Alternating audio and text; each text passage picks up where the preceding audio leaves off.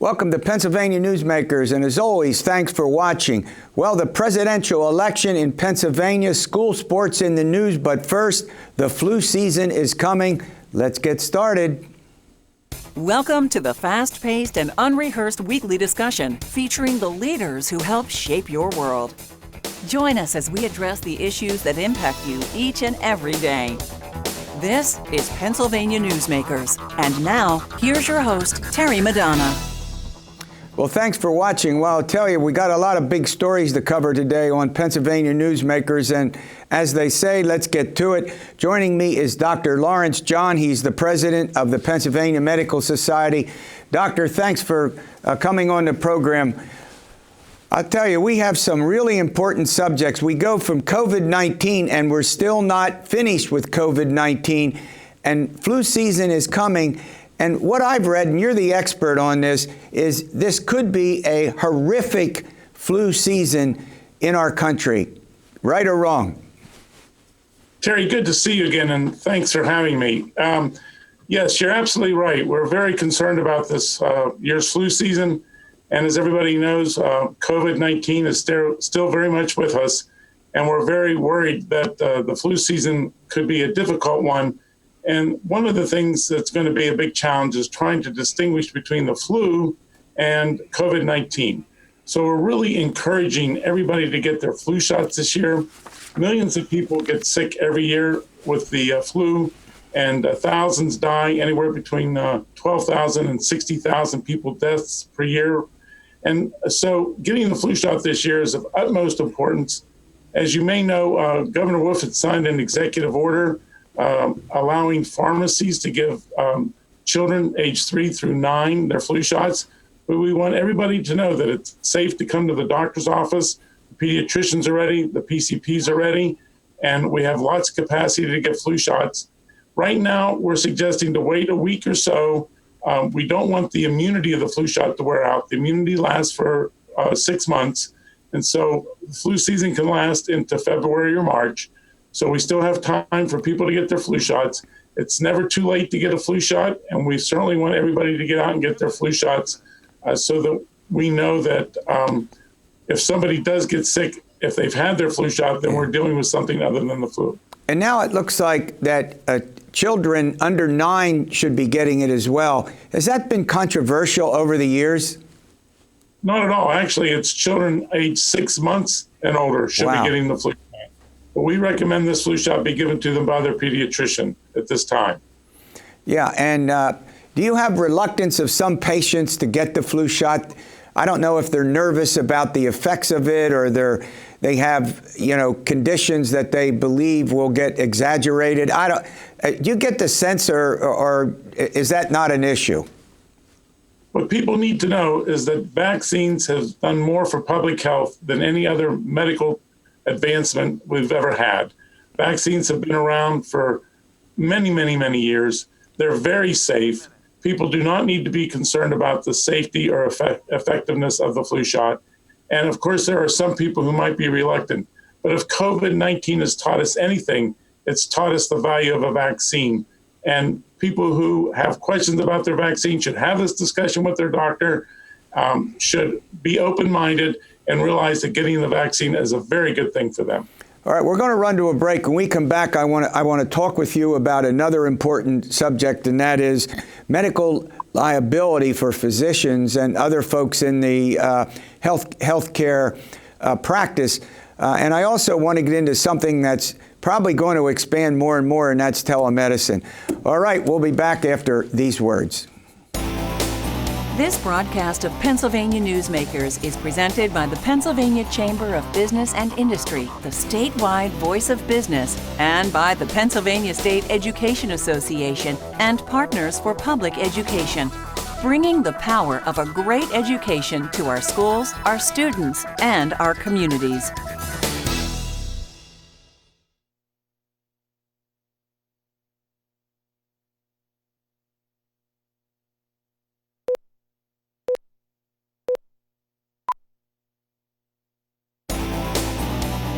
This broadcast of Pennsylvania Newsmakers is brought to you by the Pennsylvania Highway Information Association. the go-to source to learn about transportation projects and issues. Please visit pahighwayinfo.org. And by the Pennsylvania Manufacturers Association. Business in Pennsylvania is our business. Talking with Dr. Lawrence John, he's the president of the Pennsylvania Medical Society. All right, doctor, medical liability immunity. Why should physicians who care for COVID-19 patients receive it? Well, this is a very important topic. In May, Governor Wolf signed an executive order giving medical liability immunity to physicians in the hospital and nursing homes taking care of patients with COVID-19. However, this did not go far enough. He did not give immunity to doctors in clinics or in the outpatient setting. And in my situation, my hospital is about 100 yards from me, and I still round on my patients on a regular basis. So if I saw a patient with COVID-19 in my office, theoretically, I would not be covered. But if I saw a patient in the hospital, I would be covered. And this has created a tremendous amount of confusion. Our neighboring states have given medical immunity to their physicians across the board. And this is something that's important. COVID-19 has been a new, very novel virus that we're learning a lot about. If you look at how we treated it 6 months ago and how we're treating it now, we've learned a lot and outcomes are much better. But as physicians learn, they should not be punished or questioned about the knowledge that's being developed and the fact that they didn't have it as we evolve through this crisis. The pandemic has taught us a lot, and we've learned a lot, and outcomes are better. But Governor Wolf needs to expand this executive order to cover physicians both in the inpatient and outpatient setting. What are the prospects that will happen? Well, we have introduced some legislation that we hope could move through. We think it's common sense. We think it will cause a lot less confusion if he understands that this immunity should be across the board to all healthcare providers. All right. Well, I want to get to another important subject. One thing about the COVID-19, it has increased the use of telemedicine. First of all, why is telemedicine important? Telemedicine is very important because it now allows the patient and the doctor to connect without having to expose them to this virus. Before the pandemic struck, about 18% of physicians were using telemedicine. After the pandemic struck, we now have 84% of physicians using telemedicine. Telemedicine helps keep the patient out of the office, helps keep them out of the hospital, allows them to connect with their regular PCP so that you have continuity and you have the history that you've had with your physician, and that doctor-patient relationship, which is so important, can be maintained. We would hope that the insurance would continue to pay and reimburse as they did during the pandemic as we move forward, so that we can continue to use this very useful tool in taking care of our patients. Yeah, I mean, look, you're a physician. You see patients routinely. Are patients comfortable with telemedicine? In many cases, it can obviously be done. How are patients adapting to it? Well, they love it, and the physician loves it as well. As you know, the legislature passed a telemedicine bill that was unfortunately vetoed by Governor Wolf. And this was a setback for us because we would like to have regulations. We would like to have parity and reimbursement. We would like to have the physicians understand the rules and regulations in terms of telemedicine. And it was unfortunate that Governor Wolf vetoed the bill that had been passed. But patients have embraced it. Physicians have embraced it. The technology is there. It's kept sick people out of the doctor's office, out of the hospitals, out of the emergency rooms. It's protected our families. It's protected our office staff. And it's been a tremendous advancement in taking care of particularly the sick patient who can't get out. All right. Well, look, I want to thank you for coming on. Thanks for the important update. All right. Coming up, the presidential election in Pennsylvania. We'll get to that subject after these words. Thank you. This broadcast of Pennsylvania Newsmakers is brought to you by Cross-State Credit Union Association. Credit unions, where people are worth more than money. To find a credit union that is right for you, go to ibelong.org. And by the Energy Association of Pennsylvania, Pennsylvania's energy information source.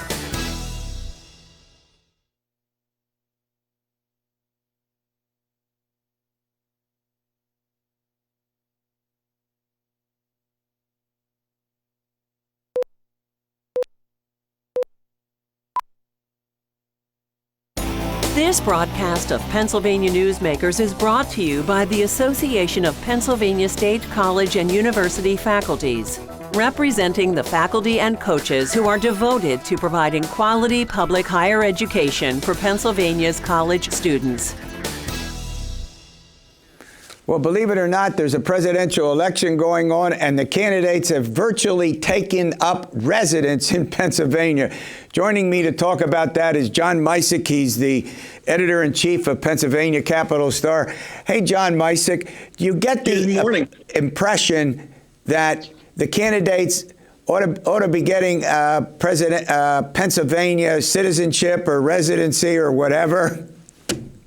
Yeah, Terry, they certainly are logging the frequent flyer miles. We had Vice President Mike Pence in Beaver County on Wednesday, where he said what you might expect him to say, that the road to victory runs through Pennsylvania. Former Vice President Joe Biden was in Harrisburg on Monday for a Labor Day rally with union workers, a very important constituency for the Democratic coalition. And we've got both candidates, Donald Trump and Biden, back in country on Friday for the 9/11 observances in Shanksville in Somerset County.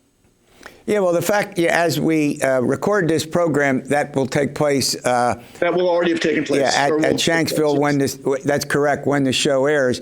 But I'll tell you something, there isn't any doubt that there's probably 5 or 6 states that really matter.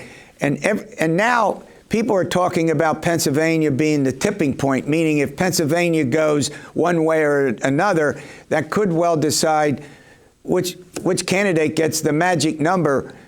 It's not the popular vote, it's 270 electoral votes, right?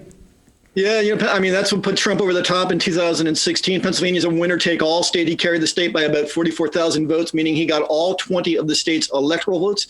That's 18 congressional districts plus 2 United States senators. Terry, it's interesting to look at the places where Trump won in 2016 in the state and that are in play now. Luzerne County, Lackawanna County, Greene, Fayette, Washington, and the southwestern part of the state, all with higher unemployment numbers than the rest of Pennsylvania. That's a place where he has to make the argument that his economic policies have succeeded, and folks aren't feeling it up there right now. Yeah. Well, before I get to another subject, there are a couple of things that could affect the outcome. We have a relatively small number of people who are undecided. It's been estimated about 13 to 15%. But we have these 3 debates coming up. Typically, as you know, debates don't determine the outcome. But boy, I'll tell you something. We just don't know what's likely to happen in the weeks ahead. It's almost unpredictable. No, here we sit this week with the revelations coming out in Bob Woodward's new book, on the heels of the reporting by The Atlantic. It's a picture that's changing from moment to moment. The one thing we do know, Terry, is that it's not going to be election day. It's going to be election season on Monday, September the 14th. Mail-in ballots start going out to tens of thousands of voters across the state. So it's not going to be an October surprise. It's going to be a September or October surprise, because that voting is going to be rolling on pretty well constantly. Yeah.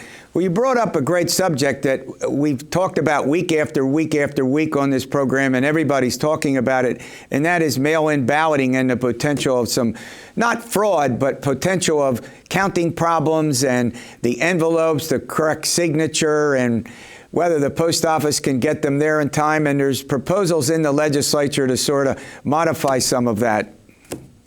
Yeah, those bills, the House bill already cleared the House. It's in the state Senate now. It came out of committee, hasn't yet come to a floor vote. The Senate will wrap up its voting week on Wednesday without taking action on a bill that would effectively ban drop boxes and move up the deadline for folks to request mail-in ballots. It would also reduce what's known as the pre-canvassing deadline, Terry. That's the opening of ballots, but not counting of them before Election Day, creating a huge logjam. So, and the funny thing is that both Democrats and both Democratic Governor Tom Wolf and Republicans who control the General Assembly agree that something needs to be done, but neither side has come to an agreement. And again, on Monday, mail-in ballots start going out, and counties are going to have to adjust on the fly to whatever resolution is reached between the administration and the legislature. Yeah, if the election is close in Pennsylvania, it could well be that we won't know who carries the state on Election Day. It could, in the primary, and I've pointed this out on numerous occasions, it took 2 full weeks to get all of the elections certified. So if it's close and no changes get made to mail-in voting, we could have a sense in which we're not quite sure who carried the state. Oh, Terry, that's definitely the fear, and that's why they're trying to get this cleared up. So there's not a huge logjam. So there aren't those kind of nightmarish delays where the fate of the entire nation could well depend on the vote in Pennsylvania. But it's, again, as I said a few minutes ago, it's not going to be election day. It's going to be election season. It's going to be election month. And, that count is going to drag on after November the 3rd. Yeah, you make a great point. Voting across the United States is going to take place well before November 3rd. I'm used to saying November 3rd.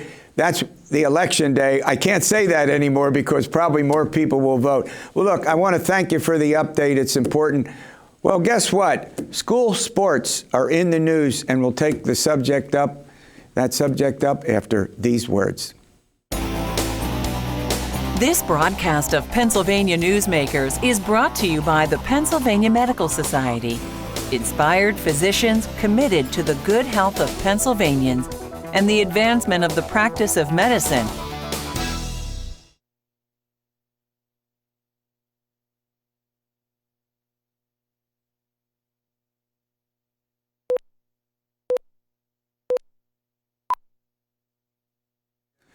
Well, school sports happen to be in the news once again. Well, joining me is John Cole. He's the managing editor of PoliticsPA. John, welcome to the program.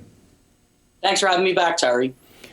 All right. Well, the fact of the matter is that school sports in the news. There's a big debate going on about, if you're outside right now under Governor Wolf's executive decree, 250 people can gather. Inside, I think it's 25 people. You'll correct me if I'm wrong about that. And there's a debate about when you have school sports, how many spectators should be, in the stadiums, surrounding the field, whatever that case might be. And that's a pretty big deal given 500 school districts in the state and how important school sports are. And not just for high schools, but middle schools and maybe even elementary schools as well. So your numbers are correct, Terry. So again, under Governor Tom Wolf's order, it is a limit of 250 spectators for outdoor gatherings, and indoor it is 25. The big debate now falls around, big sports in Pennsylvania like football, where there's so many players on the field. There is a bill that is authored by State Representative Mike Reese, a Republican from Westmoreland County, that would allow local school districts and private schools to determine how many spectators they can have at these sporting events. So letting the local schools make the decision as opposed to the broad 250 minimum, knowing how many players and staff and cheerleaders, a band for football, they have to be included in that 250 under the current order. So that would leave for very little fans, if none at all, is the argument they are making. Governor Tom Wolf has said he plans to veto the bill. The bill passed the state Senate and the state House overwhelmingly, passed a 2/3 veto-proof majority as well if Governor Tom Wolf decides to veto it. In a statement, Wolf's press secretary stated that the local school districts already have this, had the ability to determine how many fans they want at the games. But then they also argued that it would be irresponsible because it could lead to thousands of people in an enclosed space where they believe it would increase chances of another spread of the coronavirus pandemic in different parts of the state. So that debate's still ongoing right now. Again, it passed the state House and state Senate, and right. Governor Tom Wolf he plans to veto it, but we'll see what happens next. He has 10 days to do so. Yeah, that's a tough issue. I mean, you can almost understand both sides of the equation here, can't you? I mean, it is not an easy decision to make. All right, I want to leave this and turn to what else? Politics, which is what we do on this program and what you do on PoliticsPA, I know. All right, the presidential ads in the state, they've literally inundated, not just by the candidates, but by special interest groups as well. But President Trump's campaign took his ads off the state of Pennsylvania. Am I right about that? That's correct, Terry. So in recent months, former Vice President Joe Biden, the Democratic presidential nominee, has outspent President Donald Trump's campaign by a pretty decent margin in television in Pennsylvania. Recently, Biden's campaign has also outraised him. So it appears as though Trump's campaign is strategically spending in states and areas they think are the most important. That's not to say that Pennsylvania isn't important to the state, isn't important to the Trump campaign, because it certainly is. However, I think lately that they've realized they're going to spend their money in some other states in the interim, so they have pulled ads. However, I do want to add, though, Terry, although the Trump campaign has pulled some ads on television lately in Pennsylvania, they still have super PACs that are allied with the campaign that still have ads up running right now, like America First Action and such. So even though the Trump campaign itself isn't on television, there are GOP-backed super PACs that support the president that are still having his message on the airwaves. It's just not coming from his campaign exactly. Yeah. Well, we have one of the most important states in terms of elections for Congress. We have 3 or 4 districts that people are watching, particularly one in the 10th congressional districts. That's the northern half of York, Dauphin, and parts of Cumberland counties. But now, are we going to, the ads for Congress are going to inundate us, I'm sure, correct? Oh, absolutely. So again, to those who watch television frequently, I'm sure you've already seen an influx of television ads from the presidential level. Well, guess what? Get ready for all the down ballot races as well. We haven't seen too much to date in regards to statewide races. There's been a couple races here and a couple ads here and there on air thus far for the Attorney General's race. But like you mentioned, the 10th Congressional District by far is one of the most interesting races in the state. Representative Scott Perry, a Republican from York County, running for re-election. He's being challenged by Democrat State Auditor General Eugene DePasquale, who is finishing up his second term right now. Both have raised a significant amount of money thus far in the campaign, and both will be spending a lot on television in that market because it is seen by 3 different outlets, some of the big ratings outlets across the country, as the most closely watched congressional race in the state of Pennsylvania. So I imagine that both campaigns will be spending a lot on TV. And both campaigns are on the air as we speak. Representative Scott Perry just launched his first ad a few weeks ago. Eugene DePasquale has a few ads as well on the air right now. So it's already, in full force in the 10th district, and it's just the beginning. Again, so don't think you've seen the last of it. Until Election Day, we're going to see a lot of ads for the 10th district. Well, yeah, and you mentioned the congressional race in the 10th district, but there are 3 or 4 other congressional district races that are being nationally watched. It's going to be tough for the Republicans to regain control, I should say, of the House of Representatives. But the fact of the matter is Pennsylvania has 3 or 4 districts that could help determine whether that takes place or not.